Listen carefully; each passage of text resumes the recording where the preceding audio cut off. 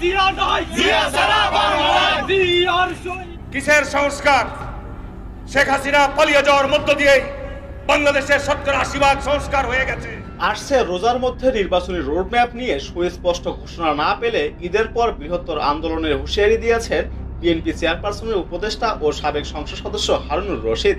তিনি বলেছেন, অন্তর্বর্তীকালীন সরকারের মূল দায়িত্ব ও কর্তব্য হচ্ছে শেখ হাসিনা পালিয়ে যাবার পর বাংলাদেশের মানুষের যে আকাঙ্ক্ষা, বাংলাদেশের একটি অবাধ ও সুষ্ঠু নির্বাচন, জনগণের সরকার। সুতরাং আপনাদের প্রধান ও অন্যতম দায়িত্ব হচ্ছে অবিলম্বে নির্বাচনের রোডম্যাপ ঘোষণা করতে হবে। গাইবান্ধার পৌর শহীদ মিনার চত্বরে জেলা বিএনপির আয়োজিত এক সমাবেশে তিনি এসব কথা বলেন। আইন শৃঙ্খলা পরিস্থিতির উন্নতি ও দ্রুত জাতীয় নির্বাচন রোডম্যাপ ঘোষণা সহ বিভিন্ন দাবিতে জেলা বিএনপির এই সমাবেশ আয়োজন করে।